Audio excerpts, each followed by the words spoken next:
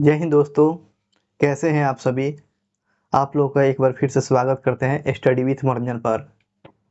आशा और उम्मीद करते होंगे आप लोग अच्छे होंगे। आप लोग ने इतना प्यार और सम्मान कर रहे हैं, थैंक यू सो मच। और इसी तरह प्यार करते रहें। चलिए आपके लिए दो लाइन बोलेंगे।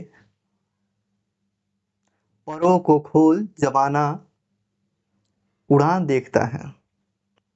कि परों को खोल जमाना उड़ान देखता है यार। जमीन पर बैठकर क्यों आसमान देखता है। जमीन पर बैठकर क्यों आसमान देखता है। इतना विश्वास रखें। इस चैनल के माध्यम से आपको एक एक टॉपिक, एक एक सब्जेक्ट बेहतरीन से बेहतरीन तरीके से बताने का प्रयास किया जाएगा। और ये जो टॉपिक जो है, भारतीय संविधान का विकास जो है, ये पार्ट 2 है। पहला नहीं देखे होंगे तो उसे देख लेंगे। चलिए इस वीडियो को स्किप नहीं करते हुए शुरू से लास्ट तक ले इस वीडियो को देखिएगा। और इतना विश्वास रखिएगा, इसको देखने के बाद कोई बुक आपको पढ़ने की जरूरत नहीं पड़ेगा, केवल रिवीजन करते रहिए।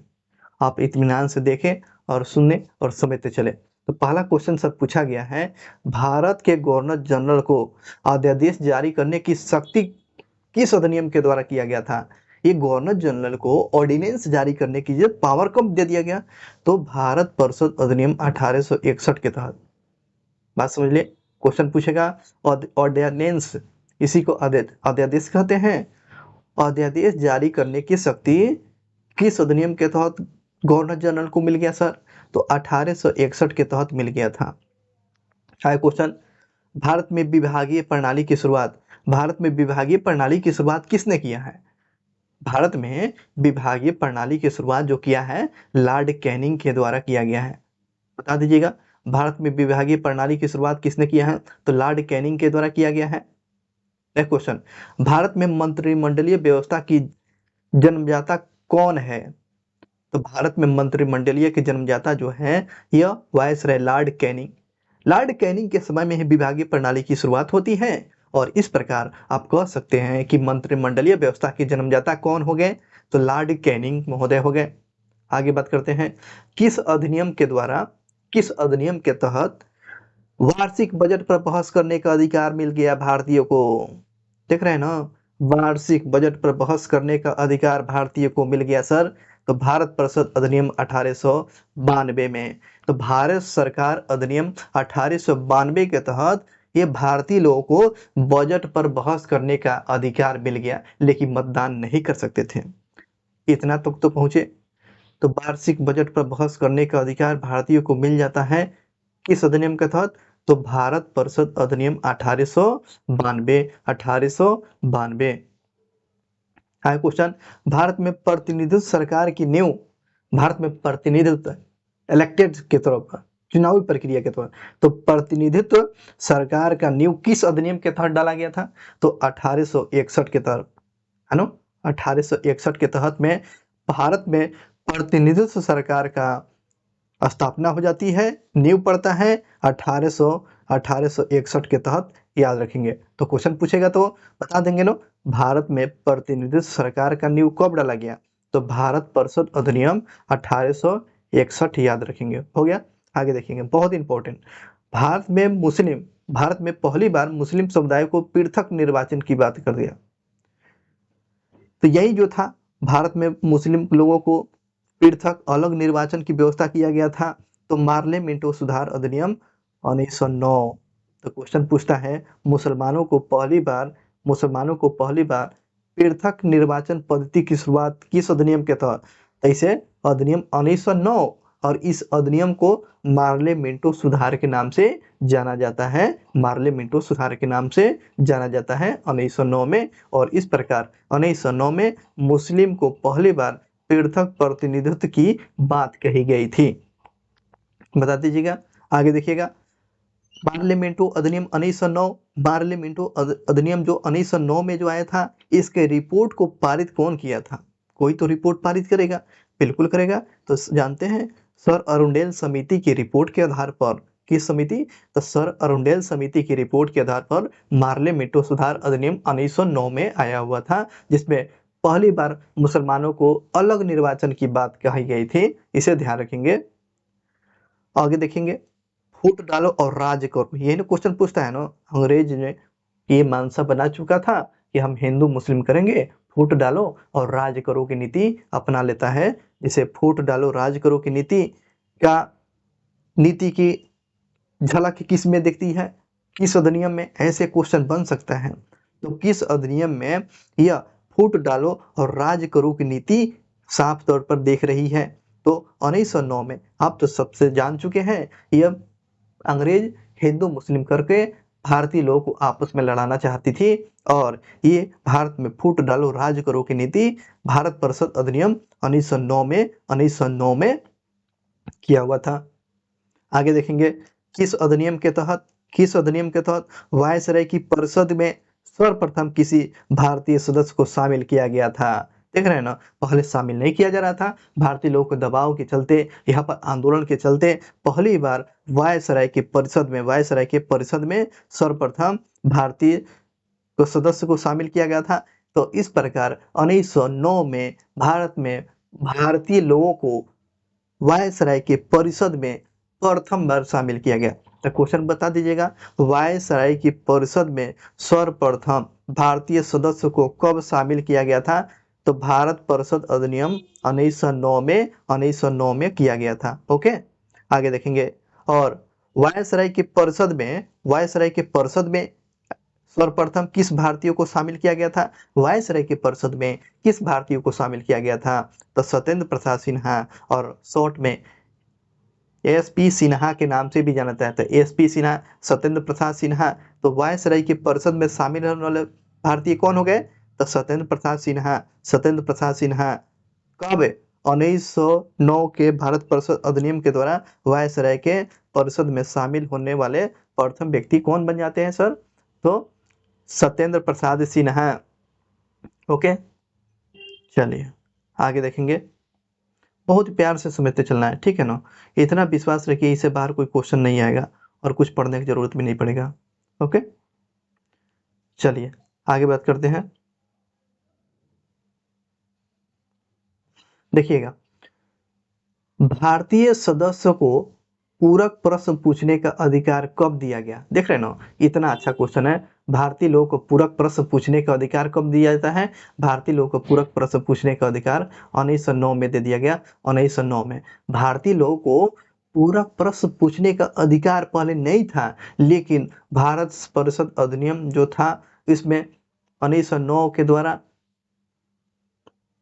प्रश्न पूछने का अधिकार मिल जाता है। आगे क्वेश्चन देखिए, भारतीय परिषद एक्ट 1909 के तहत इंग्लैंड की भारत परिषद में नियुक्त होने वाले प्रथम व्यक्ति कौन कौन थे? तो भारत परिषद 1909 के एक्ट के द्वारा, भारत परिषद एक्ट जो 1909 के तहत इंग्लैंड की भारत परिषद में नियुक्त होने वाले प्रथम व्यक्ति भारतीय लोग कौन थे? तो केसी गुप्ता और सैयद हुसैन बिलग्रामी। केसी गुप्ता और सैयद हुसैन बिलग्रामी इन लोगों ने शामिल हो जाते हैं। ओके, इनको शामिल किया गया था। आगे बात करते हैं, चलिए कलर ठीक है।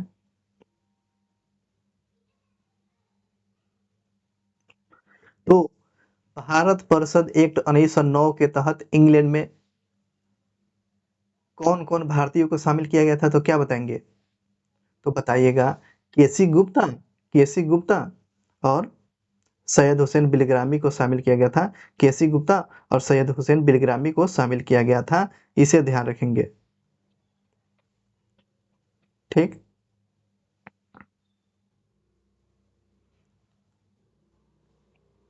आगे देखिए,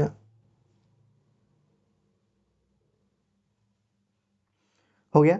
आगे देखिएगा, परिषदों में प्रांतों में शासकीय जो शासकीय बहुमत किस अधिनियम के द्वारा समाप्त हो गया? जो प्रांतों में शासकीय बहुमत किस अधिनियम के द्वारा समाप्त कर देता है? जो प्रांतों में जो शासक जो चलता था, शासन व्यवस्था चलता था, बहुमत जो है किस अधिनियम के द्वारा समाप्त कर दिया गया? तो 1909 के अधिनियम के द्वारा प्रांतों में शासकीय बहुमत को समाप्त कर दिया गया। शासकीय बहुमत को समाप्त कर दिया गया, इसे ध्यान रखेंगे। आगे क्वेश्चन देखिए, किस अधिनियम के तहत गवर्नर जनरल के परिषद जो होता है, परिषद के कार्यकारिणी में प्रथम भारतीय विधि सदस्य जो थे ना, ये न परिषद में शामिल थे ना, तो कैसे व्यक्ति थे? प्रथम भारतीय विधि सदस्य बने हुए थे। तो विधि सदस्य सत्येंद्र प्रसाद सिन्हा को नियुक्त किया गया था 1909 के चार्टर एक्ट के द्वारा। 1909 के चार्टर एक्ट के द्वारा सत्येंद्र प्रसाद सिन्हा को गवर्नर जनरल के परिषद में शामिल होने प्रथम विधि सदस्य कौन थे? तो सत्येंद्र प्रसाद, जिसे एसपी सिन्हा के नाम से भी जाना जाता है, ध्यान रखेंगे इसको। आगे क्वेश्चन, केंद्र में द्विसदनीय व्यवस्था किस अधिनियम के द्वारा लाया गया था? क्वेश्चन पूछेगा, केंद्र में द्विसदनीय व्यवस्था कब लाया गया था? केंद्र में द्विसदनीय अधिनियम जो लाया गया था किस अधिनियम के तहत में? तो भारत परिषद अधिनियम 1909 के तहत में लाया गया था। केंद्र में द्विसदनीय व्यवस्था की शुरुआत भारत परिषद अधिनियम, जैसे भारत सरकार अधिनियम 1919 के द्वारा 1919 के द्वारा केंद्र में द्विसदनीय व्यवस्था की शुरुआत कब? भारत सरकार अधिनियम 1909 के द्वारा केंद्र में द्विसदनीय व्यवस्था को लागू किया गया था। आगे क्वेश्चन देखिए, प्रांतों में उत्तरदायी और संवैधानिक व्यवस्था की स्थापना कब किया गया था? प्रांतों में उत्तरदायी और द्वैध शासन की स्थापना कब किया गया? 1909 में किया गया था। प्रांतों में उत्तरदायी कर दिया गया और द्वैध शासन की स्थापना और इस प्रकार 1909 में लाया गया था। आगे क्वेश्चन, द्वैध शासन के जन्मदाता कौन? तो ये द्वैध शासन के जन्मदाता का लियोनिन कार्टिस को जाना जाता है। लियोनिन कार्टिस को भारत में द्वैध शासन के जन्मदाता लियोनिन कार्टिस को जाना जाता है। आगे क्वेश्चन, सर्वप्रथम अपनी पुस्तक किसका? लियोनिन कार्टिस का जो है द्वैध शासन के जन्मदाता है। तो ये अपने पुस्तक जो है, सर्वप्रथम अपनी पुस्तक जो है डार्की में, किस पुस्तक में द्वैध शासन की व्यवस्था किया गया था? तो ये डार्की में द्वैध शासन की व्यवस्था किया था लियोनिस कार्टिस के द्वारा। तो क्वेश्चन पूछेगा, भारत में द्वैध शासन के जन्मदाता कौन? तो लियोनिस कार्टिस का पुस्तक का नाम डार्की। किस पुस्तक में द्वैध शासन की बात किया गया था? लियोनिस कार्टिस। ऐसे क्वेश्चन पूछ सकता है। द्वैध शासन व्यवस्था कब किया गया? 1909 में, है ना, 1919 में किया गया था। आगे बात करते हैं, भारत सचिव के कार्यभार को कम करने के लिए, अब बताइए, जो यहाँ पर जनसंख्या ज्यादा था, तो भारत सचिव के कार्यभार को कम करने के लिए हाई कमिश्नर किस अधिनियम के द्वारा नियुक्त कर दिया गया? तो भारत सचिव के काम करने के लिए, उसके सहायता करने के लिए, तो उसके लिए क्या बनाया गया? हाई कमिश्नर बनाया गया। किस अधिनियम के द्वारा? तो भारत परिषद अधिनियम 1919 के द्वारा। 1919 के द्वारा भारत में हाई कमिश्नर की नियुक्ति कर दिया। तो क्वेश्चन यहाँ से पूछेगा कि बताइएगा, किस अधिनियम के तहत भारत में हाई कमिश्नर की नियुक्ति किया गया था? तो 1919 के द्वारा, 1919 के अधिनियम के द्वारा किया गया था। ओके, उसके बाद क्वेश्चन पूछेगा, भारत में हाई कमिश्नर की नियुक्ति किस लिए किया गया था? क्यों किया गया था? क्योंकि भारत सचिव के कार्यभार को कम करने के लिए हाई कमिश्नर की नियुक्ति किया गया था भारत परिषद अधिनियम 1919 के द्वारा। आगे, प्रांतों में द्वैध शासन जो था, प्रांतों में द्वैध शासन प्रणाली किस एक्ट के द्वारा समाप्त कर दिया गया था? जो प्रांतों में द्वैध शासन जो है आया हुआ था ना, इसको कब समाप्त कर दिया गया था? कब समाप्त? तो 1935 के एक्ट के द्वारा प्रांतों में द्वैध शासन की व्यवस्था जो था उसको 1935 के एक्ट के द्वारा इसे समाप्त कर देता है। अब प्रांतों में द्वैध शासन खत्म हो गया तो केंद्र में हो गया केंद्रीय शासन हो गया। केंद्रीय शासन की स्थापना 1935 में भी स्थापित हो जाती है। प्रांत में समाप्त होकर केंद्रीय शासन व्यवस्था हो जाती है। तो ध्यान रखेंगे, प्रांतों में द्वैध शासन की प्रणाली को किस एक्ट के द्वारा समाप्त किया गया था? 1935 एक्ट के द्वारा इसे समाप्त कर दिया गया। ओके, आगे देखेंगे, द्वैध शासन प्रणाली की असफलता की जांच करने के लिए इस समिति के अध्यक्ष कौन थे? तो द्वैध शासन में असफलता के चलते, द्वैध शासन में असफलता हो गया था, उसके जांच करने के लिए अध्यक्ष कौन थे? तो sir Alexander Moody man. Sir Alexander Moody man. Sir Alexander Moody man किस लिए नियुक्त किए गए थे? तो द्वैध शासन प्रणाली की असफलताओं को जांच करने के लिए सर अलेक्जेंडर मूडी मैन को नियुक्त किया गया था। सर अलेक्जेंडर मूडी मैन को नियुक्त किया गया था।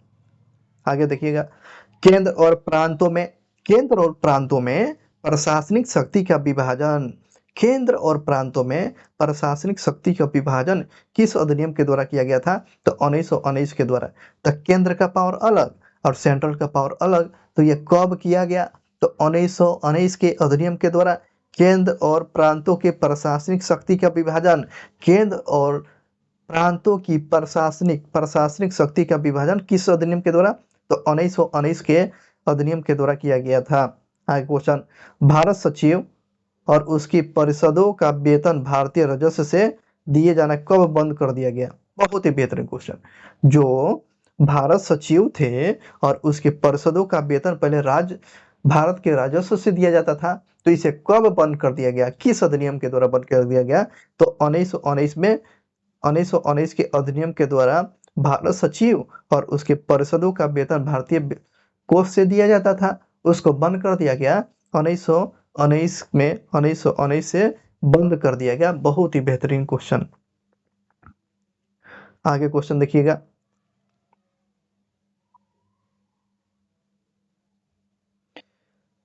हाँ, ब्रिटिश भारत में, ब्रिटिश भारत में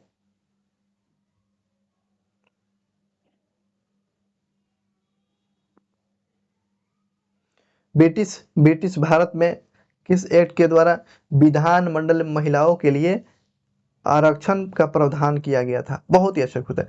ब्रिटिश भारत में किस विधानमंडल महिलाओं को आरक्षण देने का प्रावधान किया गया था?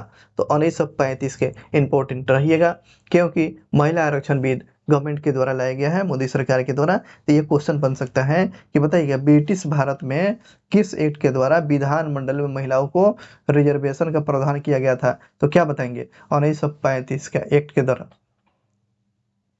देखिएगा, देखिए इसमें कट गया है, तो आपको बता देते हैं। सांप्रदायिक के आधार पर निर्वाचन प्रणाली की जो शुरुआत हुआ था, जिसमें सिख, ईसाई, पारसी, इसमें सभी लोगों को रिजर्वेशन देने का प्रावधान कब कर दिया गया? सभी लोगों को रिजर्वेशन देने का प्रावधान और भारत सरकार 1919 1919 में दे दिया गया, 1919 में दे दिया गया। आगे क्वेश्चन देखिएगा, वह कौन सा अधिनियम जो था, वो कौन सा अधिनियम था जो प्रस्ताव विहीन कहा जाता है? तो क्वेश्चन पूछेगा ना कि बताइए उस अधिनियम का नाम बताइए जो प्रस्तावना विहीन था, उसमें कोई प्रस्तावना नहीं था, कोई प्रस्तावना की बात नहीं थी। तो भारत सरकार अधिनियम 1935 और 1919 के भारत सरकार के जो हाँ 1919 के अधिनियम की प्रस्तावना इसमें जोड़ दी गई थी। बात समझ में नहीं आया? किस प्रस्तावना को सॉरी, किस अधिनियम को प्रस्तावना विहीन कहा गया है? तो भारत शासन अधिनियम 1935 को प्रस्तावना विहीन कहा गया। क्यों कहा गया था सर? 1919 का जो अधिनियम आया था उसको जोड़ दिया गया था, इसलिए इस प्रस्तावना को इस अधिनियम को प्रस्तावना विहीन कहा जाता था। तो बता देंगे ना प्रस्तावना विहीन अधिनियम कौन? तो 1935। और इस पर एक कटाक्ष किए हुए थे कौन? पंडित नेहरू ने कहा थे, यह बिना इंजन रहित गाड़ी है, बिना इंजन रहित गाड़ी है। ठीक है, आगे देखिएगा, भारत में संघीय सरकार की स्थापना का प्रस्ताव किस अधिनियम के द्वारा किया गया था? भारत में संघीय सरकार की स्थापना का प्रस्ताव किस अधिनियम के द्वारा? तो भारत परिषद अधिनियम 1935 के द्वारा। भारत में संघीय सरकार की स्थापना का प्रस्ताव किस अधिनियम के द्वारा? तो भारत सरकार अधिनियम 1935। 1935 के द्वारा भारत में संघीय सरकार की स्थापना का प्रावधान किया गया था। क्वेश्चन देखिएगा, भारत में संघीय सरकार क्यों स्थापित की जा सकती है? भारत में संघीय सरकार क्यों स्थापित नहीं की जा सकती है? भारत में संघीय सरकार, जिसे संघीय को फेडरल बोलते हैं, तो भारत में फेडरल गवर्नमेंट क्यों स्थापित नहीं कर दे? तो उसमें क्योंकि देशी रियासत संघ में शामिल नहीं होना चाहते थे। उस समय देश में देशी रियासत थे, कितने देशी रियासत थे? आप लोग कमेंट करके बताएंगे कुल कितने देशी रियासत थे। चलिए, तो उसमें देशी रियासत संघ में शामिल नहीं होने चाहती थी। आगे क्वेश्चन देखिएगा, केंद्र में द्वैध शासन की स्थापना किस अधिनियम के द्वारा लागू किया गया? केंद्र में द्वैध शासन की स्थापना 1935 और प्रांतों में द्वैध शासन की समाप्त कब कर दिया गया? 1935 में समाप्त किया गया। प्रांतों में द्वैध शासन की स्थापना, प्रांतों में द्वैध शासन की जो है समाप्ति, स्थापना नहीं, समाप्ति किया गया 1935 के अधिनियम के तहत। और केंद्र में द्वैध शासन की जो व्यवस्था कर दिया गया भारत शासन अधिनियम 1935 के तहत। आया क्वेश्चन, भारत सरकार अधिनियम जो था, भारत शासन अधिनियम 1935 के द्वारा प्रांतों में किस प्रकार की शासन व्यवस्था स्थापित की गई थी? स्वायत्त सत्ता, है ना, स्वायत्त शासन सत्ता व्यवस्था किया गया था। स्वायत्त शासन व्यवस्था की शुरुआत किया गया था। स्वायत्त शासन व्यवस्था की शुरुआत किया गया था। स्वायत्त शासन व्यवस्था की शुरुआत भारत शासन अधिनियम 1935 के द्वारा प्रांतों में स्थापित किया गया था। क्वेश्चन देखेंगे,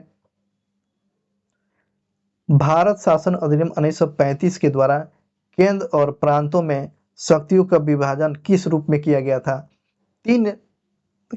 तीन सूची में किया गया था, जिसमें संघ सूची में 59 विषय था और प्रांतीय सूची में कितना? 54 विषय। प्रांतीय सूची में कितना? 54 विषय। और समवर्ती सूची में 36 विषय। समवर्ती सूची में 36 विषय को रखा गया था। तो केंद्र और प्रांतों में देख रहे हैं शक्तियों को विभाजन कर दिया गया था। संघ में कितना विषय था? 1935 के 59 था और प्रांतों में कितना? 54। समवर्ती सूची में कितना? 36 विषय था। आगे देखिएगा, आगे ना फेडरल संघीय न्यायालय की स्थापना किस अधिनियम के द्वारा किया गया? फेडरल संघीय न्यायालय की स्थापना किस अधिनियम के द्वारा किया गया? तो भारत शासन अधिनियम 1935 के द्वारा किया गया था। भारत सरकार अधिनियम 1935 के द्वारा फेडरल संघीय न्यायालय की स्थापना किया गया। 1935 याद रखेंगे। आगे देखिएगा, इसमें संघीय न्यायालय को कौन कौन सी जो अधिकार प्राप्त था, है ना? तो संघीय न्यायालय तो आपको याद हो गया ना, 1935 में स्थापित किया गया था ना। तो इसका अधिकार क्या था? तो प्रारंभिक अधिकार था, अपीलीय अधिकार था, परामर्शदात्री अधिकार था। तो इसी में से देता है, दे देगा क्वेश्चन की बताएंगे संघीय न्यायालय के निम्नलिखित में से कौन कौन सा अधिकार नहीं है? तो 3 को दे देगा, एक तो छांट देने के लिए देगा ऐसे। तो ध्यान रखिएगा, प्रारंभिक अधिकार, अपीलीय अधिकार और परामर्शदात्री अधिकार, संघीय न्यायालय में ये अधिकार पावर दिया गया था। आगे क्वेश्चन देखिए, भारत शासन अधिनियम 1935 के द्वारा कितने प्रांतों में द्विसदनीय विधानमंडल की स्थापना किया गया था? तो 6 प्रांतों में किया गया था। भारत शासन अधिनियम 1935 में कितने प्रांतों में द्विसदनीय विधानमंडल की स्थापना किया गया था? बहुत ही बेहतरीन क्वेश्चन। तो 6 प्रांतों में किया गया था। भारत शासन अधिनियम 1935 के तहत कितने प्रांतों में द्विसदनीय विधानमंडल की स्थापना किया गया था? तो 6 प्रांतों में किया गया था, 6 प्रांतों में। आगे क्वेश्चन बहुत इंपॉर्टेंट, बोल रहे हैं ना कि इतना बेहतरीन क्वेश्चन है कि आपको कोई बुक देखने की जरूरत नहीं पड़ेगा। इस वीडियो को बिना स्किप किए आपको देखना है तो देखना है, आप नहीं देखेंगे दूसरा कोई देखेगा, ठीक है ना? आपको किसी हर हालत में इसको देखना है और अच्छी तरीके से समझना है, क्योंकि इससे बाहर कोई क्वेश्चन आएगा ही नहीं। और ये टॉपिक जो है हमेशा बहुत ही इंपॉर्टेंट टॉपिक बन जाता है। इसे 2 क्वेश्चन पीटी में और मेंस में 2 क्वेश्चन या 3 क्वेश्चन। तो ये टॉपिक पढ़ने से आपको 4, 5, 6 क्वेश्चन का जानकारी हो जाएगी कोई भी एग्जाम के लिए। तो इसलिए इसको देखना है। आया क्वेश्चन, भारत परिषद का अंत देख रहे हैं ना, भारत परिषद का अंत किस अधिनियम के तहत कर दिया गया? भारत परिषद अधिनियम का अंत कब कर दिया गया? तो भारत शासन अधिनियम जो था, भारत शासन अधिनियम 1935 के तहत भारत में जो भारत शासन परिषद को अंत कर दिया गया। भारत परिषद को अंत कब कर दिया गया, किस अधिनियम के द्वारा? तो भारत शासन अधिनियम 1935 के तहत 1935 के तहत कर दिया गया। आगे क्वेश्चन देखिएगा, 1935 के अधिनियम के बारे में किसने कहा था कि यह अनेक ब्रेक वाली इंजन रहित गाड़ी है? तो पंडित जवाहरलाल नेहरू। तो बिना ब्रेक वाला इंजन रहित गाड़ी कौन बोले हुए थे? तो पंडित जवाहरलाल नेहरू। तो क्वेश्चन पूछेगा, किस अधिनियम के बारे में पंडित नेहरू ने अनेक ब्रेक वाली इंजन रहित गाड़ी कौन? तो भारत शासन अधिनियम 1935 को, भारत शासन अधिनियम 1935 के बारे में पंडित जवाहरलाल नेहरू ने कहा था। आगे क्वेश्चन देखिएगा, भारत शासन अधिनियम 1919 के द्वारा, भारत शासन अधिनियम 1919 के द्वारा सांप्रदायिक निर्वाचन पद्धति का विस्तार कर इसमें कौन कौन से शामिल किया गया था? देख रहे हैं ना, पहले 1909 में मुसलमान, 1909 में लॉर्ड बिरलो के द्वारा इसमें किया गया था, लेकिन इसमें फिर से 1919 में भारत शासन अधिनियम के द्वारा सांप्रदायिकता के आधार पर कितने लोगों को इसमें शामिल किया गया था?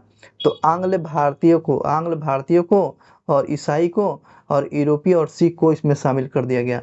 तो 1919 के द्वारा सांप्रदायिक निर्वाचन की जो शुरुआत किया गया था, ठीक है ना, इसमें कौन कौन का? आंग्ल भारतीय, ईसाई, यूरोपीय और सिख को इसमें शामिल किया गया था। देखिएगा, आया क्वेश्चन है, इसको आगे कर देते हैं।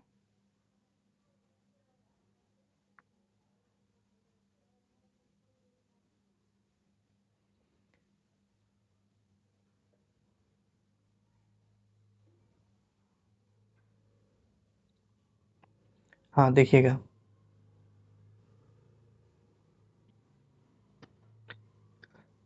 भारत शासन अधिनियम 1935 को गुलामी का अधिकार पत्र किसने कहा था? भारत शासन अधिनियम 1935 को गुलामी का अधिकार पत्र किसने कहा था? गुलामी का अधिकार पत्र ये आपको नेहरू जी ने कहा था। भारत शासन अधिनियम 1935 को किसने गुलामी का अधिकार पत्र कहा था? पंडित जवाहरलाल नेहरू ने कहा था, पंडित जवाहरलाल नेहरू ने कहा था। इसे ध्यान रखेंगे। हाँ क्वेश्चन देखिएगा,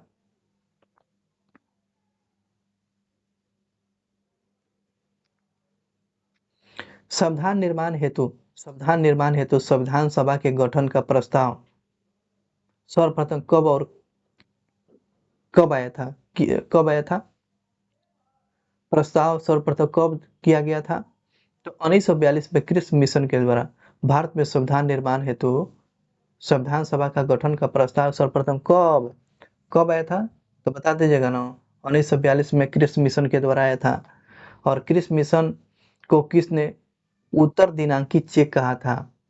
मानी पोस्ट डेटेड चेक, तो महात्मा गांधी ने। तो किस मिशन को महात्मा गांधी ने उत्तर दिनांकी चेक कहा है? तो क्रिप्स मिशन को कहा है। तो भारत में संविधान सभा गठित करने का प्रस्ताव सर्वप्रथम कब? 1942 में। किस मिशन? क्रिप्स मिशन, है ना। और क्रिप्स मिशन को किसने बोला है उत्तर दिनांकी चेक? तो महात्मा गांधी ने कहा है। गुलामी का अधिकार पत्र किसने कहा है? तो 1935 के अधिनियम को पंडित जवाहरलाल नेहरू ने कहा है, गुलामी का अधिकार पत्र कहा है। और उत्तर post dated cheque Mahatma Gandhi. Cripps mission के बारे में, क्रिप्स मिशन को मुस्लिम लीग को क्यों इसे स्वीकार नहीं किया था?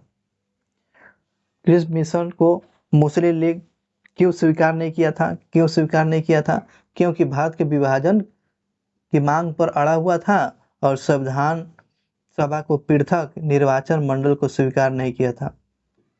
समझ रहे हैं ना। मुस्लिम लीग ने क्रिस मिशन को प्रस्ताव को स्वीकार नहीं किया था। और क्यों?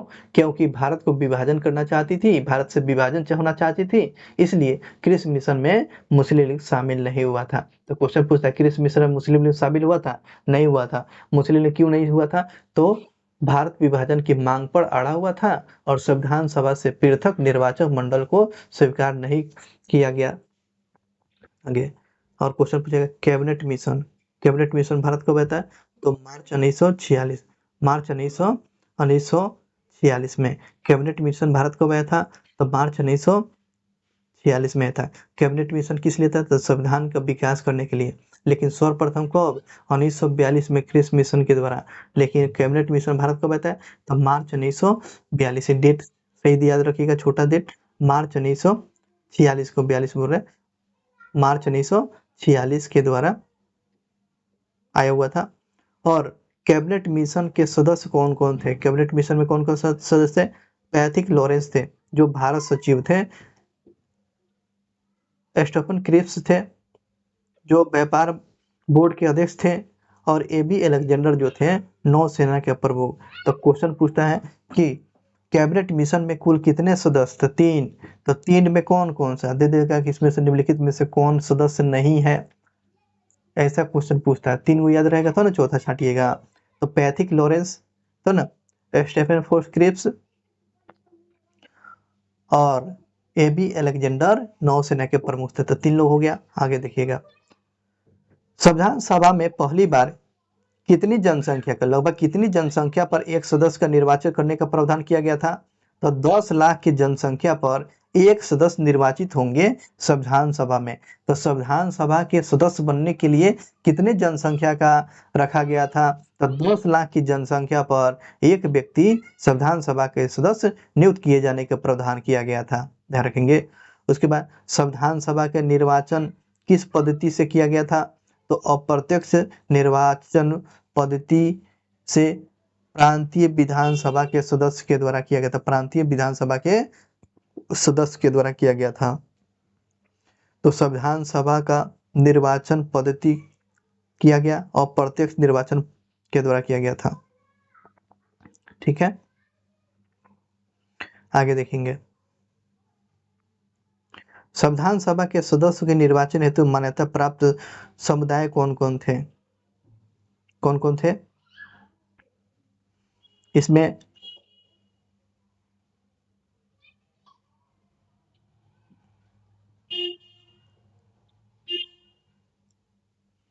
इसमें कौन शामिल थे? संविधान सभा के सदस्य के निर्वाचन करने के लिए हेतु प्राप्त मान्यता कौन कौन समुदाय को था? सामान्य, मुस्लिम और सिख को शामिल किया गया था। ठीक है ना, इसे ध्यान रखेंगे। आगे देखिए, संविधान सभा के कुल सदस्य की संख्या कितने निश्चित की गई थी? तो संविधान सभा में कुल कितने सदस्य था जी? संविधान सभा में कुल कितने सदस्य? 389,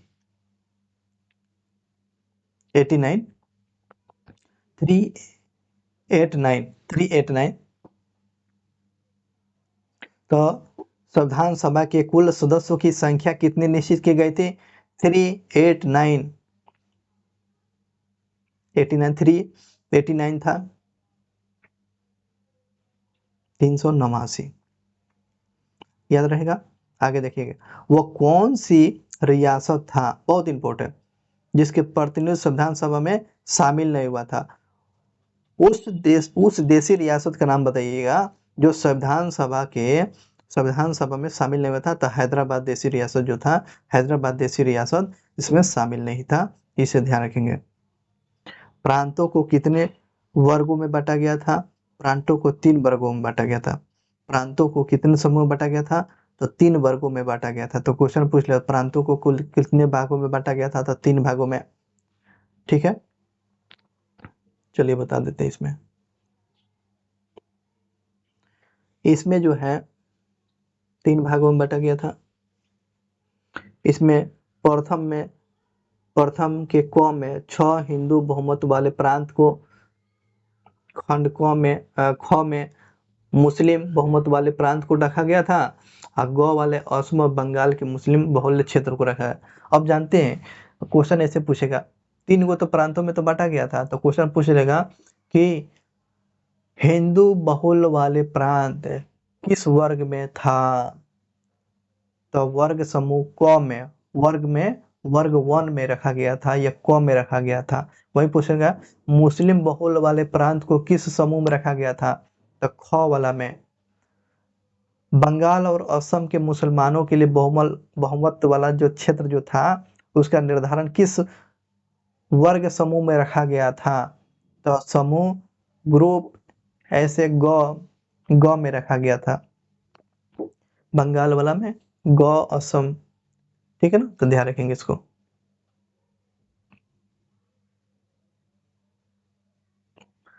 चलिए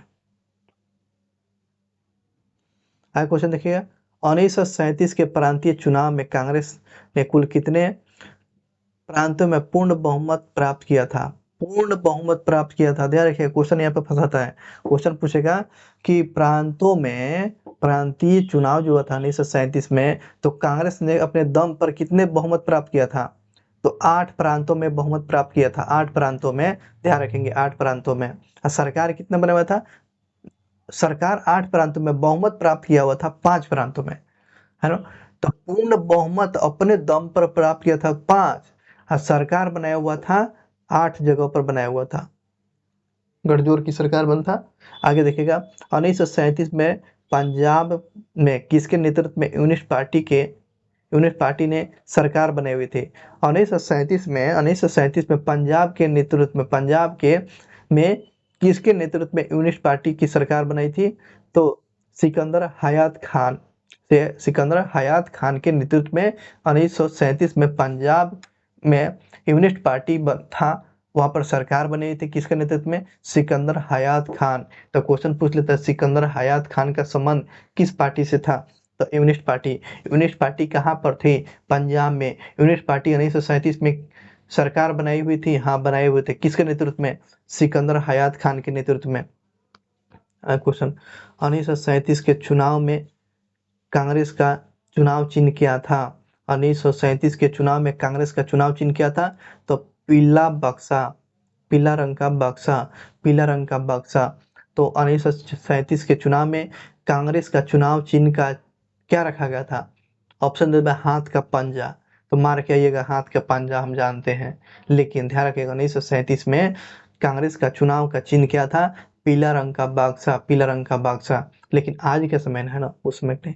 आगे देखिएगा क्षेत्रीय पार्टियों के रूप में 1937 में बम्बई में इंडिपेंडेंट पार्टी, है ना, बम्बई में इंडिपेंडेंट पार्टी, और बंगाल में किसकी पार्टी? तो किसान प्रजा पार्टी। बंगाल में किस था? तो कृषक पार्टी थी, बंगाल में कृषक प्रजा पार्टी था, और पंजाब में यूनिस्ट पार्टी की स्थापना किसके द्वारा की गई थी? तो देखो, तो बम्बई में इंडिपेंडेंट पार्टी के साथ था अम्बेडकर, बम्बई में इंडिपेंडेंट पार्टी। तो क्वेश्चन पूछ लेता इंडिपेंडेंट पार्टी की स्थापना कौन, संस्थापक कौन? तो डॉक्टर अम्बेडकर। कहाँ किए हुए थे? तो बम्बई में। उसके बाद पूछ लेगा बंगाल में कृषक प्रजा पार्टी, फजलुल हक। क्वेश्चन पूछता रहता है, ध्यान रखेंगे। उसके बाद पंजाब में अफसर हुसैन के नेतृत्व में किया गया था, लेकिन सरकार क्या नेतृत्व में?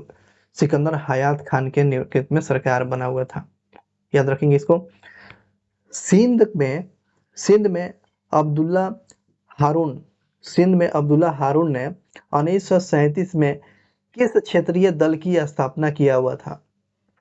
स्वतंत्र दल का। तो सिंध में अब्दुल हारून ने 1937 में किस क्षेत्रीय दल की स्थापना किया था? तो स्वतंत्र दल की स्थापना। तो क्वेश्चन पूछेगा स्वतंत्र दल की स्थापना कहाँ किया था, कौन किया था?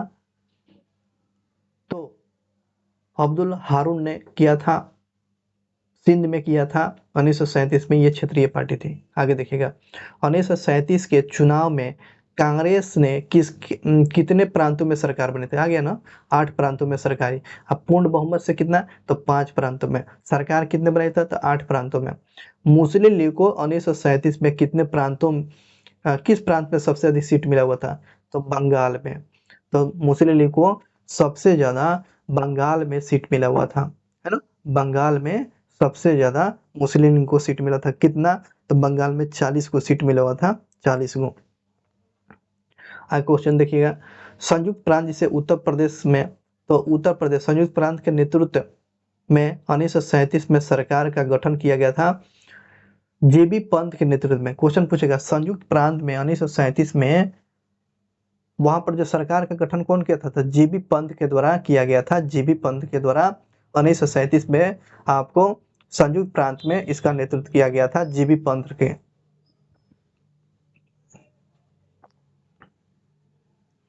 चलिए आगे क्वेश्चन देखिए,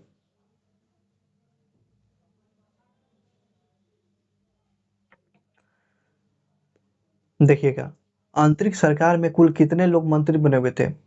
आंतरिक सरकार में कुल कितने लोग मंत्री बने थे? तो 15 को। हाँ, संविधान सभा में कुल कितने महिला थी? तो 15 को। तो दोनों चीज बहुत ही फैक्चुअल चीज बता रहे हैं। तो आंतरिक सरकार का सदस्य कितने? 15। तो 2 सितंबर 1946 में आंतरिक सरकार में। तो वायसराय वेबल अध्यक्ष थे आंतरिक सरकार में। वायसराय वेबल क्या थे? अध्यक्ष थे, अध्यक्ष। उसके बाद पंडित जवाहरलाल नेहरू कार्यकारी परिषद के उपाध्यक्ष और विदेश मंत्रालय और राष्ट्रमंडल के जिम्मेदारी आंतरिक सरकार में कौन संभाल रहे थे? नेहरू जी। कौन कौन से? कार्यकारी परिषद के उपाध्यक्ष और विदेश मामले और राष्ट्रमंडल के जिम्मेदारी किनको दिया गया था? तो नेहरू जी को दिया गया था। वल्लभ भाई पटेल को गृह मंत्री और सूचना और प्रसारण मंत्री, गृह मंत्री और सूचना और प्रसारण मंत्री बनाया गया था। उसके बाद जॉन मथाई को उद्योग और आपूर्ति मंत्रालय, तो जॉन मथाई को कौन सा मंत्रालय आंतरिक सरकार में? तो जॉन मथाई को उद्योग और आपूर्ति मंत्रालय बनाया गया था, मंत्री बनाया गया था। उसके बाद सरदार बलदेव सिंह तो रक्षा, बलदेव जैसे ऐसे भी बल से मन की रक्षा करेंगे तो बलवाने लोग रक्षा करेगा, ऐसे बता रहे हैं। तो बलदेव सिंह रक्षा मंत्री थे और आगे भी बलदेव सिंह रहते हैं। उसके बाद देखिएगा सी राजगोपालाचारी, सी राजगोपालाचारी क्या थे? शिक्षा मंत्री। और स्वतंत्र भारत में पूछेगा तो अबुल कलाम आजाद, ठीक है ना। सी राजगोपालाचारी आंतरिक सरकार में कौन सा विभाग देख रहे थे? तो ये शिक्षा मंत्री थे, शिक्षा मंत्री थे। एसी भाभा, एसी भाभा क्या थे? कार्य और खनन और बंदरगाह का जिम्मेदारी इनके पास था। एसी भाभा के द्वारा, एसी भाभा के मंत्री क्या बनाया गया था? कार्य, खनन और बंदरगाह का विभाग किसको दिया गया था? एसी भाभा को दिया गया था। और हमारा राजेंद्र प्रसाद को खाद्य और कृषि मंत्री बनाया गया था। खाद्य और कृषि मंत्री कौन? तो राजेंद्र प्रसाद। स्वतंत्र भारत होता है तो यही भी इनको डिपार्टमेंट मिला जाता है, खाद्य और कृषि मंत्रालय। आगे अरुणा आसफ अली, अरुणा आसफ अली तो रेलवे और परिवहन मंत्रालय, रेलवे और परिवहन मंत्रालय का विभाग किसके पास था? तो आंतरिक सरकार में अरुणा आसफ अली को रेलवे और परिवहन मंत्रालय, रेलवे और परिवहन मंत्रालय अरुणा आसफ अली को। जगजीवन राम तो श्रम मंत्रालय, जगजीवन राम कौन थे? तो श्रम मंत्रालय थे, जगजीवन राम श्रम मंत्रालय, ठीक है। लियाकत अली खान तो वित्त विभाग थे। तो लियाकत अली खान, लियाकत अली खान क्या बनाया गया था? तो वित्त विभाग की जिम्मेदारी आपको लियाकत अली को दिया गया था। यह मुस्लिम लीग से थे। तो मुस्लिम लीग से कुल कितने लोग को शामिल किया गया था? 5 लोग थे। मुस्लिम लीग से कुल कितने आंतरिक सरकार में शामिल किया गया था? तो 5 को। उसके बाद आई चुंद्रिगर, चुंद्रिगर इसको कौन सा विभाग? तो वाणिज्य विभाग दिया गया था, वाणिज्य विभाग। चुंद्रिगर को कौन सा विभाग? तो वाणिज्य विभाग दिया गया था। आगे देखिएगा अब्दुल रब निस्तर, अब्दुल रब निस्तर को संचार विभाग दिया गया था। संचार विभाग किसको? अब्दुल रब निस्तर को दिया गया था। ये सब पूछ लेता है, ठीक है ना। आगे देखिएगा जोगेंद्र नाथ मंडल को, जोगेंद्र नाथ मंडल को विधि, जोगेंद्र नाथ मंडल को क्या दिया गया था? जोगेंद्र नाथ मंडल को किस विभाग सौंपा गया था? तो यह विधि मंत्री बनाया गया था, विधि मंत्री। उसके बाद स्वास्थ्य विभाग किसको पा दिया था? गजनाफर, गजनाफर अली खान को। ये अली खान को क्या दिया गया था? आपको स्वास्थ्य विभाग की जिम्मेदारी दिया गया था। चलिए वीडियो को एक्सपोज करें, रोके और इसके बाद एक बार पढ़ लीजिए, ठीक है। चलिए आगे बढ़ते हैं।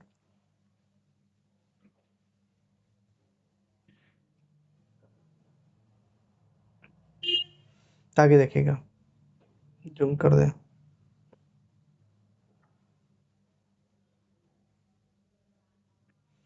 देखिएगा, प्रीवी काउंसलिंग से आप क्या जानते हैं? प्रीवी काउंसलिंग से आप क्या समझते हैं? प्रीवी काउंसलिंग से सर हम यही समझते हैं वो परिषद जिसमें तत्कालीन ब्रिटिश सरकार के ने पूर्णतः शासन कार्यों को संचालन हेतु चुना था। प्रीवी काउंसिल से आप क्या समझते हैं? तो वो परिषद जिसमें तत्कालीन ब्रिटिश सम्राट ने मूलतः शासन कार्यों के संचालन हेतु चुना गया था, यही प्रीवी काउंसिल था। तो देखिएगा, सरकार के विरोध में, यहाँ की सरकार के विरोध में कहाँ अपील किया जा सकता था? गवर्नरों के विरोध में कहाँ अपील किया जाता था? तो यही प्रीवी काउंसिल। प्रीवी काउंसिलिंग कहाँ था सर? इंग्लैंड में था, इंग्लैंड में था, इसे ध्यान रखेगा। संविधान सभा में सर्वाधिक प्रतिनिधित्व किस प्रांत से आया हुआ था? तो सबसे पहले संयुक्त प्रांत से 55 को, द्वितीय में और तृतीय में कौन? तो द्वितीय में आपको मद्रास आया था, ठीक है ना। उसके बाद तृतीय में आपको बिहार आया था। तो मद्रास से कुल कितने और बिहार से कितने? तो संविधान सभा में सर्वाधिक प्रतिनिधित्व कहाँ से? तो संयुक्त प्रांत 55 गो, दूसरे स्थान पर 49 गो मद्रास से, तीसरे स्थान पर बिहार से, तीसरे स्थान से बिहार से कितने? तो संविधान सभा में बिहार से कुल कितने लोग गया था? 37 लोग गया था, 37 लोग गया था, प्रतिनिधित्व था। और मद्रास से कितना? 49 लोग। संयुक्त प्रांत से कुल कितना? 55 लोग गए थे। आगे देखेंगे, डॉक्टर अंबेडकर का संविधान सभा का निर्वाचन किस प्रांत से हुआ था? तो बंगाल के पूर्वी भाग से। देखिए ध्यान रखेंगे, डॉक्टर अंबेडकर 1946 के चुनाव में बंगाल के पूर्वी भाग से चुने गए थे, किंतु भारत के विभाजन के बाद यह पाकिस्तान में चला गया और इस प्रकार एम.आर. जयकर को क्या बम्बई के पुणे सीट से जीते हुए थे कांग्रेस पार्टी से, उनको हटाकर अंबेडकर को उपचुनाव कराया गया था और उसके बाद संविधान सभा का सदस्य बनाया गया था। इसे हमेशा ध्यान रखेंगे। तो अंबेडकर कहाँ के जीत के हुए थे संविधान सभा के? तो बम्बई के पूना सीट से किसको उसको हटाया गया था, रिक्त किया गया सीट, एम.आर. जयकर को हटाकर अंबेडकर के उपचुनाव में संविधान सभा में शामिल किया गया था। पहले कहाँ से? तो बंगाल के पूर्वी भाग में 1946 में, लेकिन वो पूर्वी भाग चला जाता है कहाँ? पाकिस्तान में चला जाता है। 1946 के चुनाव के पश्चात 1946 के चुनाव के पश्चात मुस्लिम लीग ने किस प्रांत में अपनी सरकार बनाया हुआ था? 1946 में चुनाव के पश्चात मुस्लिम लीग ने किस प्रांत में सरकार बनाए थे? तो बंगाल में। और प्रधानमंत्री कौन थे? प्रधानमंत्री एस.सी. सोहरावर्दी थे, एस.सी. सोहरावर्दी। तो बंगाल के प्रधानमंत्री कौन थे? तो एस.सी. सोहरावर्दी को बनाया गया था। मुस्लिम लीग ने बंगाल में सरकार बनाई हुई थी, वहां के प्रधानमंत्री कौन? एस.सी. सोहरावर्दी थे, एस.सी. सोहरावर्दी थे। आगे देखेंगे, डोमिनियन स्टेट से क्या समझते हैं? डोमिनियन का शाब्दिक अर्थ होता है शासन करना या शासित प्रदेश, अर्थात ब्रिटेन की सामग्री का स्वदेश तथा विदेश में स्थित वह क्षेत्र जिस पर उसका शासन था उसे डोमिनियन के नाम से बोला गया है।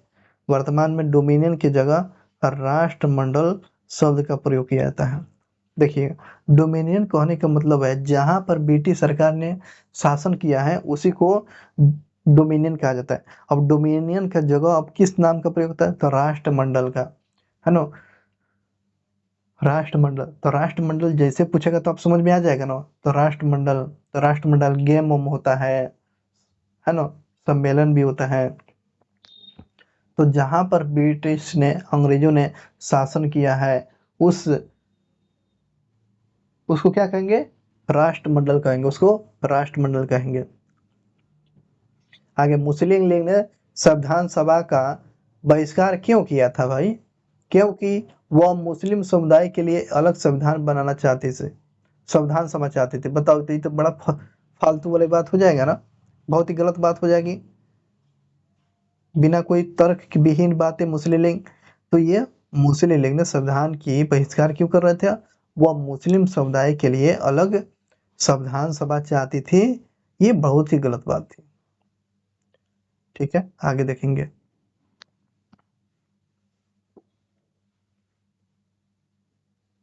देखिएगा, संविधान सभा के प्रमुख महत्वपूर्ण तथ्य देखेंगे। कुल कितने सदस्य थे? कुल सदस्य 389 थे। ब्रिटिश फ्रांस से कुल कितने? 292 ब्रिटिश फ्रांस से 292। देसी रियासत 93। कमिश्नर किससे? 4। चलिए, कुल कितने? तो 389। ब्रिटिश फ्रांस से 292, देसी रियासत 93, कमिश्नर से 4। चलिए, प्रांतों के आधार पर संख्या बताएंगे। समान सीट कितना था? 213, समान सीट 213।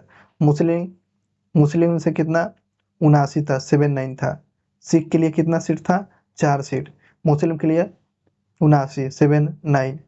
सिख के लिए 4। ये हो गया सांप्रदायिकता के आधार पर। और विभिन्न वर्गों का प्रतिनिधि देखें। महिला कितना था? तो संविधान सभा में महिला कितना? 15। अनुसूचित जाति कितना? तो 26 अनुसूचित जाति। सब पेन डाउन कर लीजिएगा, सबको सब लिख लीजिएगा। अनुसूचित जाति कितना था? 26 था। अनुसूचित जनजाति कितना था? तो 33 था। अनुसूचित जनजाति कितना था? 33 था। अनुसूचित जनजाति कितना था? तो 33 था। इसे ध्यान रखेंगे। चुनाव परिणाम की स्थिति। तो चुनाव जो हुआ था तो 208 को सीट जीता हुआ था। चुनाव में कितना? 208 सीट जीता हुआ था। कौन? कांग्रेस। मुस्लिम लीग कितना सीट जीता था? 93, सॉरी सर 73। 73 सीट मुस्लिम लीग ने जीता था। निर्दलीय कितना? 8 को। निर्दलीय कितना? 8 को जीता हुआ था। इसे ध्यान रखेंगे। चलिए, इसे भी जानिए।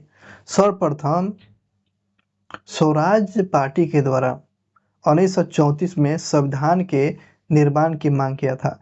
तो क्वेश्चन पूछता है, सर्वप्रथम किस पार्टी ने संविधान निर्माण की मांग किया था? तो स्वराज पार्टी। स्वराज पार्टी ने कब किया था? 1934 में किया था, 1934 में। ठीक ना। उसके बाद कांग्रेस ने अपनी 1937 के फैजपुर जो महाराष्ट्र में अधिवेशन जो हुआ किया था, वहां पर यह बात दोहराया गया था।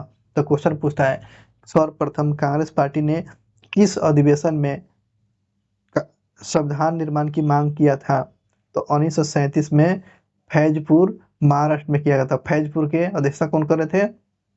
नेहरू जी कर रहे थे।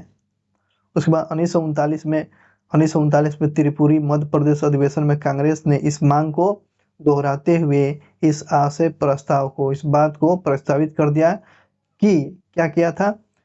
एक स्वतंत्र देश में संविधान निर्माण का तारीख संविधान सभा होगा।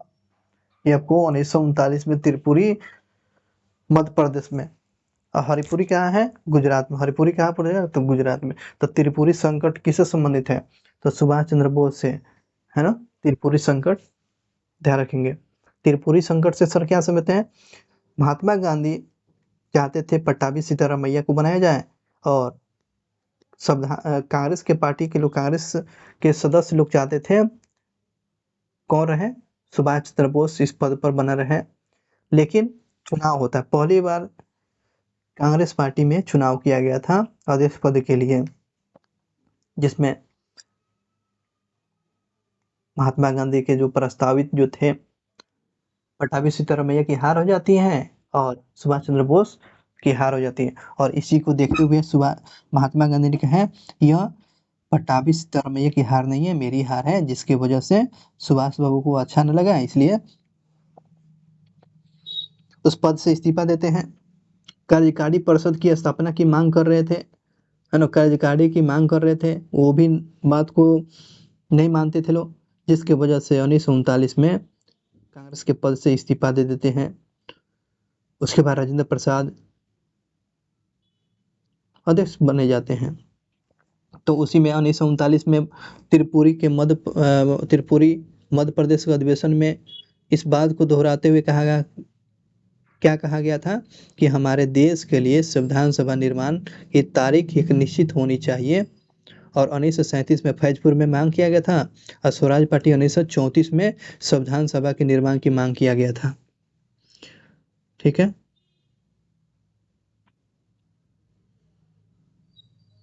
चलिए आगे बात करते हैं। देखिएगा, आंतरिक सरकार का गठन किस योजना के तहत किया गया था? आंतरिक सरकार का गठन किस योजना के तहत? कैबिनेट मिशन योजना के तहत। आंतरिक सरकार का गठन किस योजना के तहत? कैबिनेट मिशन के तहत किया गया था। आंतरिक सरकार का गठन कब हुआ था? तो 2 सितंबर 1946 को। 2 सितंबर 1946 को आंतरिक सरकार का गठन कब किया गया था? तो 2 सितंबर 1946 को किया गया था। मुस्लिम लीग कब सरकार में शामिल हो गया था? मुस्लिम लीग 26 अक्टूबर 1946 को। पहले मुस्लिम लीग सरकार में शामिल नहीं हुआ था, लेकिन 26 अक्टूबर 1946 को शामिल होता है। तो मुस्लिम लीग कब सरकार में शामिल हुआ था? तो 26 अक्टूबर 1946 को शामिल हुआ था। आंतरिक सरकार के उपाध्यक्ष कौन थे? आंतरिक सरकार के उपाध्यक्ष जो कौन थे? तो नेहरू जी थे। वेबेल अध्यक्ष थे। ठीक है। आंतरिक सरकार में गृह मंत्री कौन थे? तो वल्लभ भाई पटेल थे। आंतरिक सरकार में गृह मंत्री कौन थे? तो वल्लभ भाई पटेल, याद रखेंगे। आंतरिक सरकार में लीग के द्वारा नोमिनेट विधि मंत्री कौन थे? तो विधि मंत्री मुस्लिम लीग के द्वारा आंतरिक जो विधि मंत्री जोगेंद्र नाथ मंडल। तो जोगेंद्र नाथ मंडल आंतरिक सरकार में क्या बने हुए थे? तो ये विधि मंत्री बनाए गए थे। आगे देखिएगा, भारतीय संविधान भारतीयों की इच्छा के अनुसार होगा। 1923 में महात्मा गांधी बोल दिए थे। तो भारतीय संविधान भारतीयों की इच्छा के अनुसार होगा, महात्मा गांधी के द्वारा बोला गया था। भारतीय संविधान भारतीयों की इच्छा के अनुसार बनेगा, यह महात्मा गांधी के द्वारा बोला गया था। इंपॉर्टेंट क्वेश्चन था। आगे देखिएगा, क्या अंबेडकर और अब्दुल कलाम आजाद आंतरिक सरकार में शामिल थे? बिल्कुल नहीं थे यार। आंतरिक सरकार में न अंबेडकर शामिल थे, न अब्दुल कलाम आजाद थे। आगे, सर्वप्रथम औपचारिक रूप से संविधान सभा के विचार का प्रतिपादक किसको बोला गया? सर्वप्रथम औपचारिक रूप से संविधान सभा के विचारक किसको बोला गया? तो एम.एन. राय को। संविधान सभा के विचारक औपचारिक रूप से ऑफिशियल रूप से, औपचारिक मतलब ऑफिशियल रूप से संविधान सभा के विचार किसने दिया? तो एम.एन. राय ने। ऑफिशियल बात कौन किए थे? तो एम.एन. राय को जाता है। देखिएगा, भारत में संविधान सभा का गठन किसकी संतुष्टि के आधार पर किया गया था? तो कैबिनेट मिशन के आधार पर। भारत में संविधान सभा का गठन जो किया गया था किसके आधार पर, किस मिशन पर? तो कैबिनेट मिशन 1946 के आधार पर किया गया था। संविधान सभा का चुनाव कब संपन्न हुआ? तो जुलाई 1946 को। संविधान सभा का चुनाव कब संपन्न हो गया था सर? तो जुलाई 1946 को। जुलाई 1946 को संविधान सभा का चुनाव जो संपन्न हो गया था, चुनाव संपन्न हो गया था। इसे ध्यान रखेंगे। कुल कितने स्थानों पर चुनाव हुआ था? तो कुल कितने स्थानों पर चुनाव हुआ था? तो 296 जगहों पर चुनाव हुआ था। कुल कितने स्थानों पर संविधान सभा के लिए चुनाव कराया गया था? तो 296 जगहों पर चुनाव कराया गया था। संविधान सभा का चुनाव कब संपन्न हो गया? तो जुलाई 1946 को संपन्न हो गया था। आगे देखेंगे, संविधान सभा के चुनाव में कांग्रेस को कुल कितने सीट पर विजय मिला हुआ था? तो 208 सीट पर जीता हुआ था। तो कांग्रेस को जो संविधान सभा के चुनाव किया गया था, तो 208 को सीट पर चुनाव जीत जाता है कांग्रेस। और मुस्लिम लीग कितना? तो 73 को सीट पर मुस्लिम लीग 73 को सीट पर मुस्लिम लीग जीता है। देख रहे हैं, 296 को सीट पर चुनाव हुआ था, जिसमें 208 को सीट पर कांग्रेस पार्टी और मुस्लिम लीग 273 सीट जीत लेता है, और अदर कितना? 8 को सीट जीतता है।